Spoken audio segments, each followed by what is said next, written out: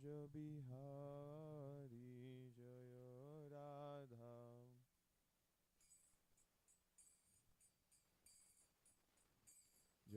Gopi जनवल्लभ Girivardhari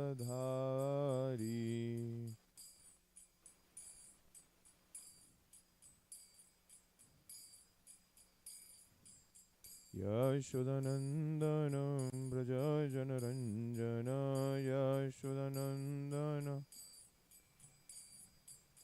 यशोदनंदन Braj Janaranjan यशोदनंदन Braj जमुनतीरवनचारि यमुनतीरवनचारि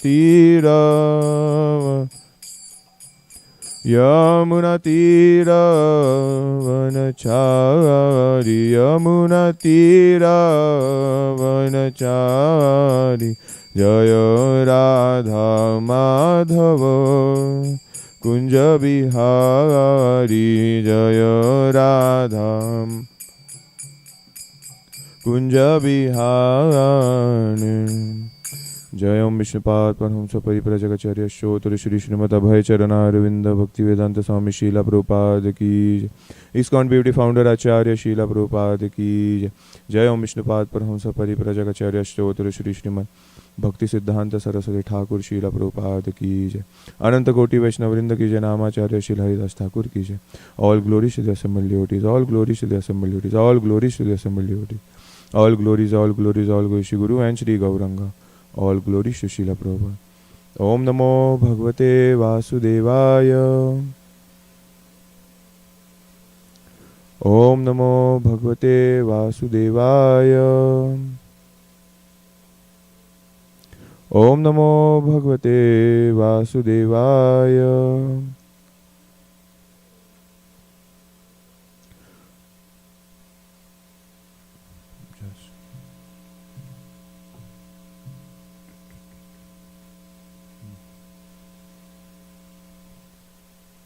Shrimad Bhagavatam canto 10 chapter 15 verse number 2 15 तन्माधवो वेणुम् उदीरयन् वृतो go we want to do that गोप्यैर्गृणाद्भिः स्वयसो बलान्विता पाशून् पुरस्कृत्य पशव्यम् आविशाद् विहर्तु काम कुसुमाकरं वनम. Translation. Thus desiring to enjoy pastimes, Lord Madhava, sounding his flute, surrounded by cowherd boys who were chanting his glories and accompanied by Lord Baladev, kept the cows before him and entered the Vrindavan forest, which was full of flowers and rich with nourishment for the animals. Purport. Srila Sanatana Goswami has explained the various meanings of the word Madhava as follows. Madhava normally indicates Krishna to be the Lord who is consort of the goddess of fortune Lakshmi. This name also implies that Lord Krishna descended in the dynasty of Madhu. Since the spring season is also known as Madhava, it is understood that as soon as Lord Krishna entered the forest, it automatically exhibited all the opulences of spring, becoming filled with flowers, breezes and a celestial atmosphere. Another reason Lord Krishna is known as Madhava is that he enjoys his pastimes in Madhu, the taste of conjugal love. Lord Krishna would loudly sound his flute as he entered the forest of Sri Vrindavan, thus giving inconceivable bliss to all the residents of his hometown, Brajadham. These simple pastimes of playfully entering the forest, playing on the flute and so forth were performed daily in the spiritual land of Vrindavan. Om Ajnanatimirantasya Jnananjana Shalakaya Chakshurunmilitam Yena Tasmai Sri Gurave Namaha. Shri Chaitanya Manobhishtam Stapitam Yena Bhutale Swayam Rupa Gadamayam Dadati Swapadantikam Nama Om Vishnu Padaya Krishna Pristhaya Bhutale Shrimate Bhaktivedanta Swami Niti Namine Namaste Saraswati Deve Gauravani Pracharine Nirvishesha Shunyavadi Pashatya Deshatarine Jaya Shri Krishna Chaitanya Prabhu Nityananda Shri Advaita Gadadhara Srivasadi Gaura Bhakta Vrinda Hare Krishna Krishna Krishna Hare Hare Hare Rama Rama Rama Hare Hare Mukham karoti vachalam pangulangati girim yat kipatam bande Shri Guru Dinataranam Vancha kalpatarusha kipa sindhavaicha patitanam pavanebhyo Vaishnavebhyo namo namaha.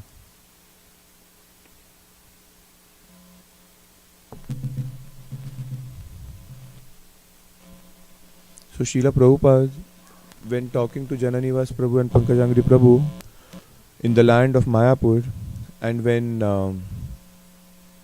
they had a very simple hut, yes, Prabhupada's kutir, bhajan kutir, very simple, right? If you go to Mayapur today, it is still there, the way it was set up. And in the same similar way, Radha Madhava, in the small deities, in the small deities, they manifested. Prabhupada wanted Mayapur to be what it is today, and even more. And when they started deity worship, Pankajangri Prabhu and Jananivas Prabhu, they were discussing about funds and everything, how it is to be possible. How is it possible that we can, accomplish this very big task? Yes, today Mayapur, we cannot imagine, just by on the banks of the Ganga, when you cross the river, you can see the big dome. Yes, the TOVP, Temple of Vedic Planetarium. And it fills at least my heart, everybody's heart usually, with pride that we are in such a sampradaya, which is manifesting the eternal pastimes of Sri Gauranga Mahaprabhu in the land of Mayapur Navadvip, where it was just a rice paddy field. Yes, Srila Prabhupada brought these foreign, like white elephants to rice paddy fields, right? And there was nothing over there, just fields and fields. And today, it's a totally different game. Totally different game. So, when the pujaris asked Prabhupada, how can this manifest? He said that you are worshipping Radha Madhava. Yes, Madhava means, and this is where Prabhupada's disciples have put it, the Lord who is a consort of the goddess of fortune, Lakshmi. You are worshipping Madhava, everything will come. You worship the deities nicely, everything will come. And it is a fact. This is a problem with people like me, neophytes like me. Like, how is it that worshipping the deities can bring everything? Yes, the pujari just doing the aarti and dressing the deities, how is that going to manifest funds? And this is the problem in our faith, that we do not have faith that Madhav Hari will take care. Our duty is to serve him nicely. Yes. Usually I also think that, doing book distribution, which is so dear to Srila Prabhupada, I cannot do it. So difficult to even talk to people outside on the streets. Getting rejected. You really have to be humble to do that. Or at least have the salesman's skillship, to get it done. It might be two ways, Either you are humble and you're trying to follow your guru's order, or you have the skill to sell stuff, But at the same time, we see that, doing deity worship is something, it's fine, It's not going out and actually doing it. But the thing is that without, like over here it is mentioned, if we do not have that consciousness, that it will come. My duty is to serve Radha Madhav. Yes, it will come. He is the consort of the goddess Lakshmi, and everything will come. And we can see the practical example of Mayapur Dham. It is there. trying to follow the Guru's order and worshipping Radha Madhav. Today, it is the center of the whole of ISKCON, and it will be for the whole world tomorrow. Yes, spiritual capital of the whole world. Prabhupada said that Mayapur is his place of worship, and we can practically see how his place of worship is getting manifested like no other place in the whole world. Just 50 years after Prabhupada, 60 years, right, after Prabhupada started this movement. It's unbelievable, unimaginable. And so, we have definitions over here that what happens when Krishna actually enters the forest. And this same kind of description, Shukdev Goswami starts when at the beginning of Venugit. Itham shara swachha jalam padmakara sugandhinam. Yes. The gopis are discussing this pastime of Lord Govinda entering the forest and giving unimaginable, inconceivable, yes, inconceivable bliss to the residents of his hometown Brajadham. Simple pastimes, yes, of playing with the ball, yes, playing like frogs, jumping like frogs, imitating the swans, humming like the bees. And Krishna is happy with that.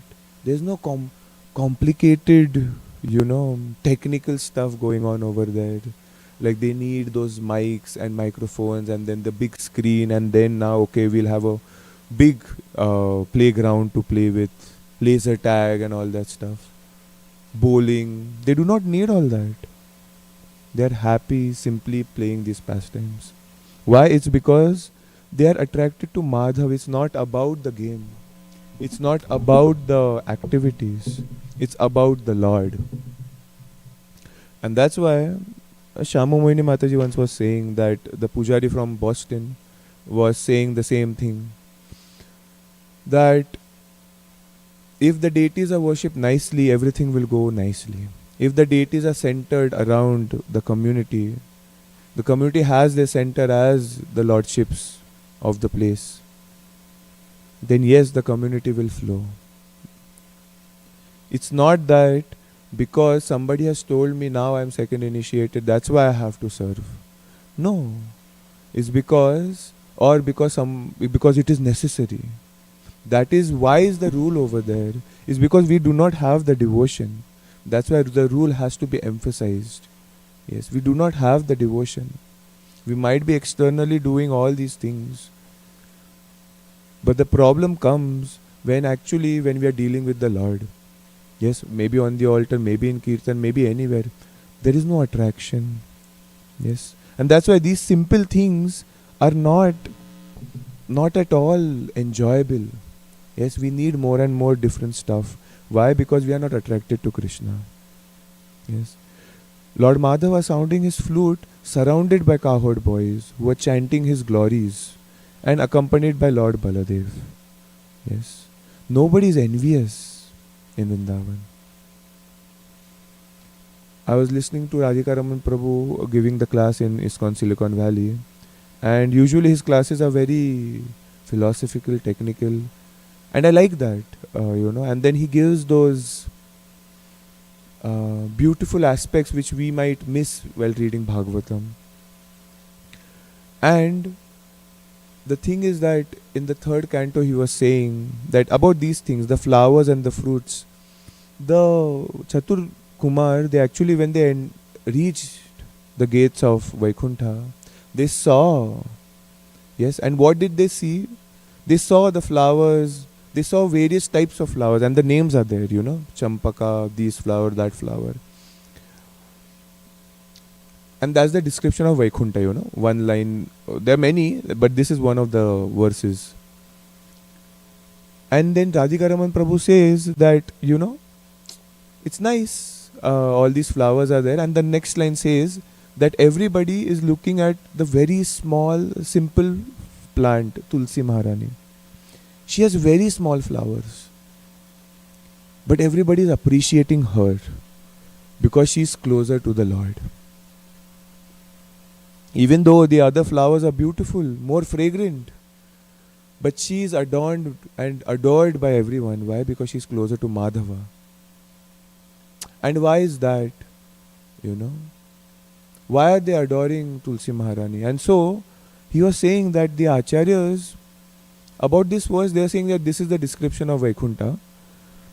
But he says that how the acharyas are relishing Srimad Bhagavatam and how they are giving those purports for the community, for the particular sampradaya, for that line to enhance in their devotional service. And so Srila Prabhupada comments over there in the purport, which is amazing, he says.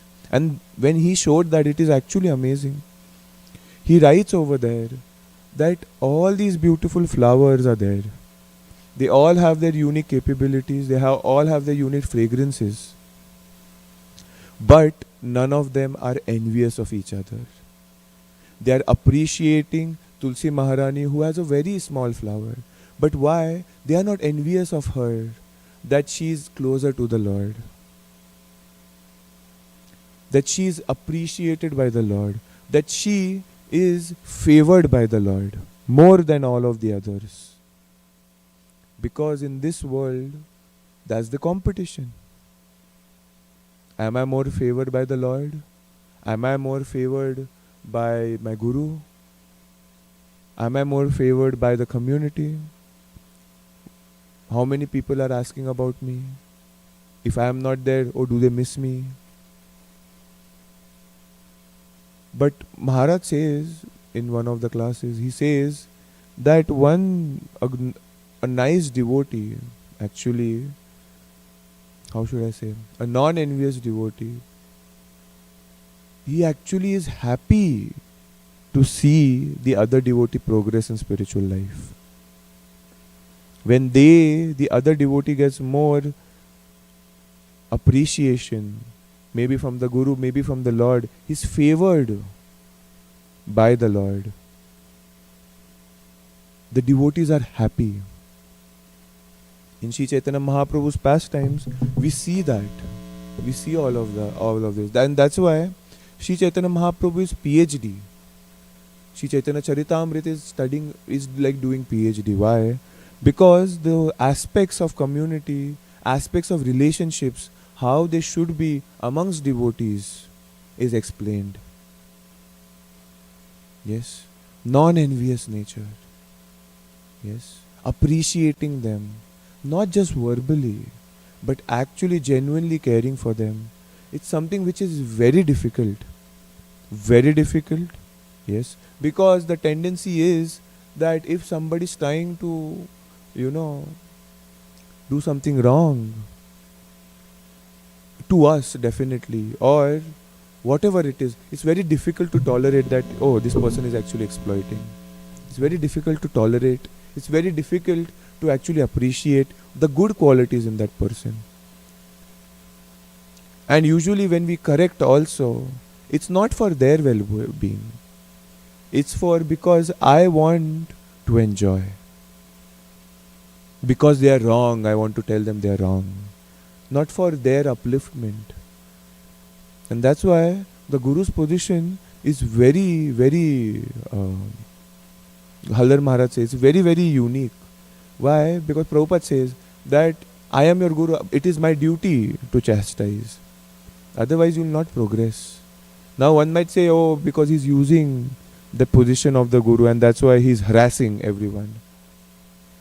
And that's the problem. We cannot know. We don't know the pure devotee's mind. We might think it is an encroaching my comfortable life. But that's their job. That's the Guru's job. So that we can get up and think about what we are doing. And that's why when we are in a community also, to not be envious and to be appreciative and to come together, it's very hard. Very hard. And that's why Radhika Raman Prabhu was mentioning that Prabhupada is giving this aspect that in Vaikuntha there is no anxiety, everybody is appreciative of each other. Yes. The thing is that we care about projects more than the people. Maharaj was saying that when we try to manage the project and instead of managing the project we manage the people and focus on the project, that's where we have lost. We have lost. Usually you're organizing, suppose, a festival and all, and then you start seeing that, oh, things are not proper, and I usually am anxious. And then you have to raise your voice and do stuff and all that stuff, and then I remember once Sham Mohini Mataji was saying, you know take a, breathe, you should breathe. But Mataji, this is not a, no, you should breathe. you know it's okay. It's very difficult. Why? Because the project is important, yes it is, but not at the cost of the people. And even if there is a mistake, we should be humble enough to accept that it is a mistake. Very difficult, yes. Because the other party, the problem is not accepting, usually when I think about it, the problem is in not accepting it's your mistake. The thing is that the other person thinks you're weak. And then it becomes a problem. We think that they'll exploit us henceforth. And so it's like real humility is very difficult to bring about. That to not be envious, at the same time not get exploited. Very difficult to do it. Very difficult. Sometimes we think that people walking over is humility. Because Trinadapi Sunichena. But yes, it might be if you are at that platform. You are a Paramhamsa, Krishna will take care. It doesn't matter. You don't see that this person is exploiting you at all.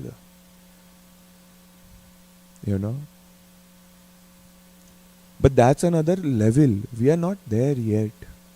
And that's why Maharaj says, for, when we organize such big festivals and everything, it's very difficult to keep our cool,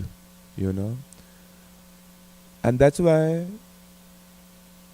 he says that we do not manage people, we manage projects. Maybe, like, who was saying that? This Urmila Mataji, when she went to Pune, she was telling that in the congregation, and then this person was telling me, the Amrish Pran Prabhu, like my friend, he was saying, he's senior to me actually. So he was saying, actually we were discussing, and he's saying that, Prabhu, Mataji said this very wonderful thing, that I have seen projects crashing left, right, center in ISKCON. Crashing. Not just failing, just crashing. Why? Because Krishna wants to teach humility. And I was like, wow, it's not about these projects. It's about the devotees. Yes. And that's why when we are in that position also, it's very difficult to actually manage all these things together.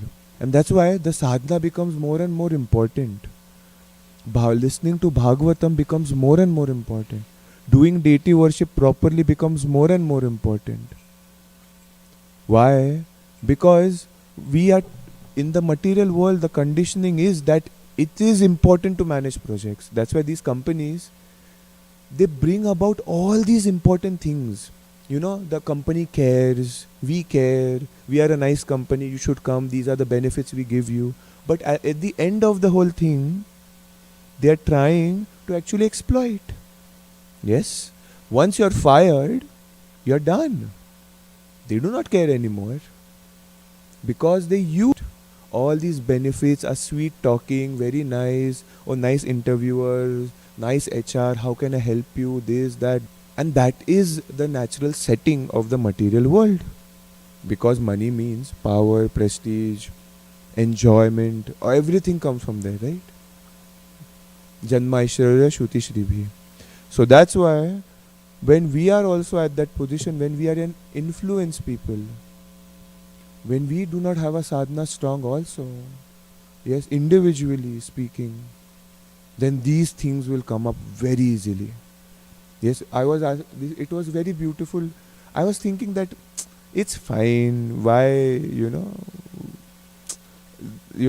chanting, it's fine. Like I have so many other things to do.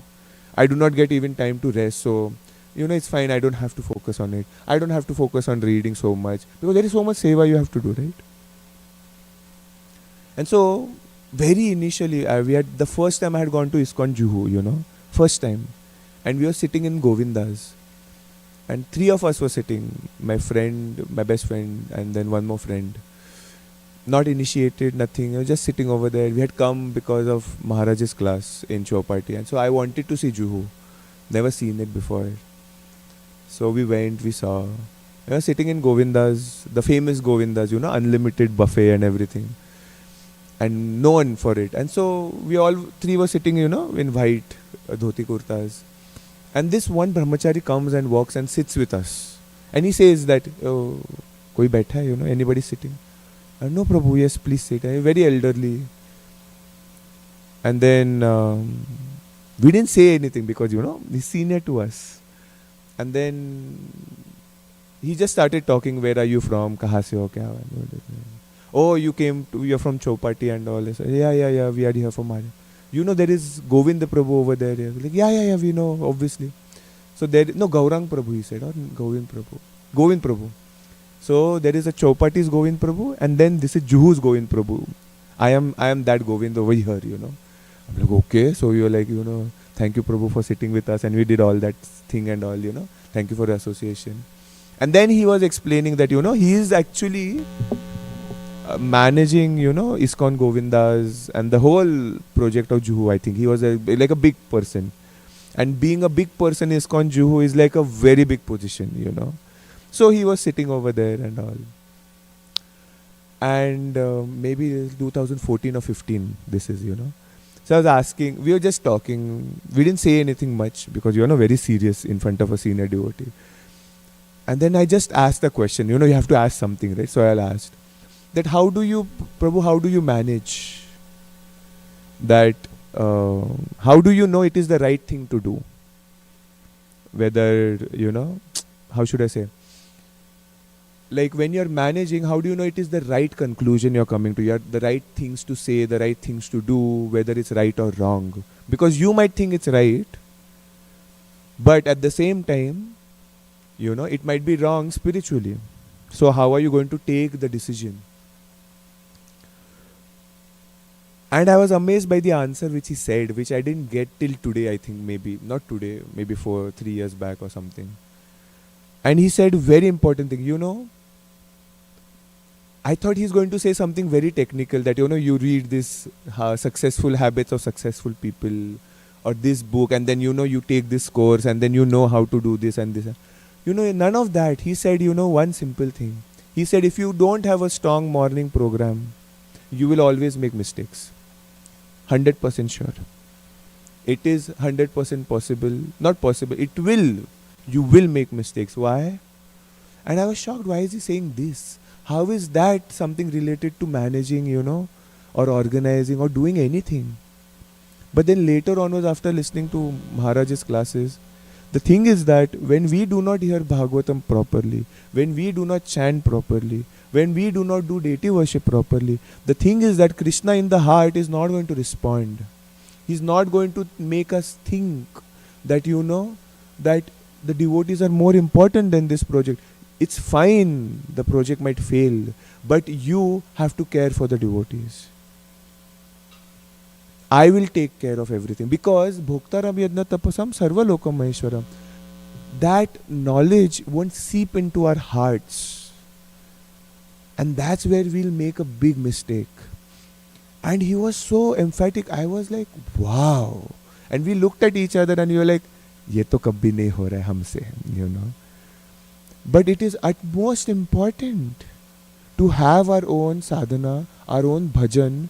Otherwise, the project might seem successful externally, but it's not going to produce nice devotees at all, because the devotees are going to be only proper ISKCON Hindus. They won't progress in bhakti, and tomorrow when they will preach it to somebody else, it is just a tourism spot. Because today it's about quantity and not about quality. Yes, we want the quantity and the quality. It's rather have the quality than the quantity. We might think we have initiated devotees, but what are they doing? How engaged are they? Are they coming together? Are they involved with the Lord? Or are they involved in just showing off? And it's a practical thing. Yes. And that comes down, from top to down actually. It's very important. That's why, like we were discussing one day, the same thing. That this person, that. It's because it's because the consciousness is not right. They are going to say all these things to the people who come to them. And that's why it's not going to work out. Yes, it's not going to work out. One person out there will say something, and then those 5-10 people are going to say those 10 other things to other 10 people. And then it goes down, and then you eventually the whole yatra becomes a big mess. One Maharaj was saying one thing, that one of the couples in the yatras, in one of the big yatras, I don't know which yatra, but some yatra in Europe, I think. And the couple had some problems. Devotee couple, nice, big yatra, like 50 congregation devotees or something like that.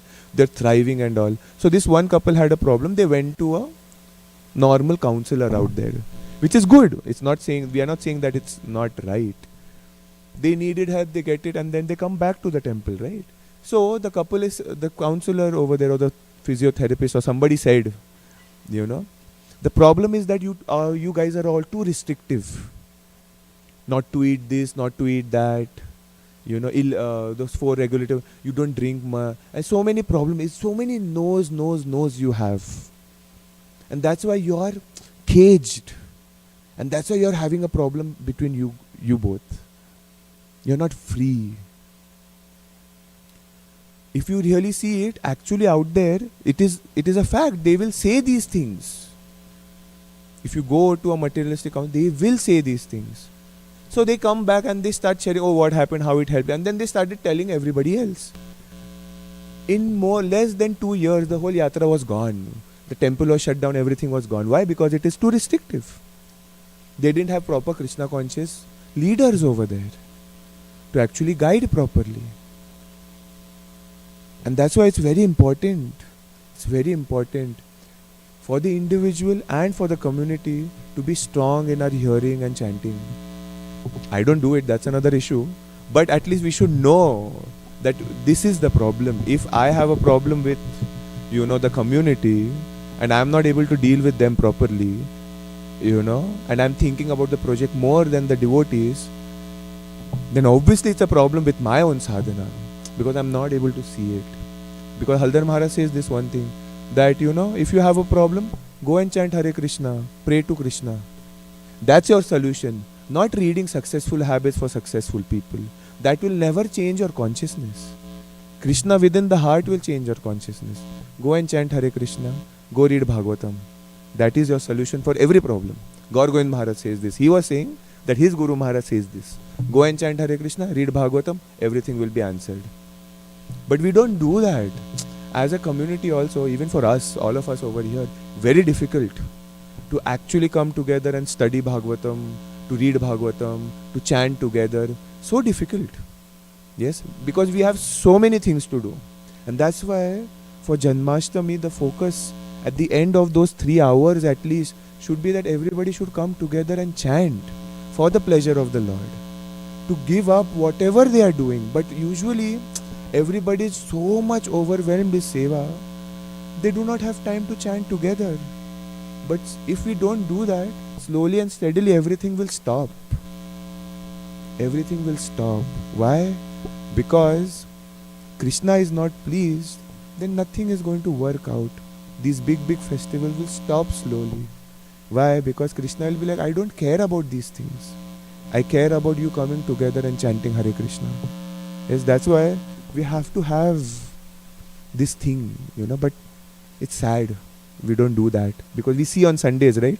People don't come on time. They are busy, They come only for prasad. Even devotees, they do that.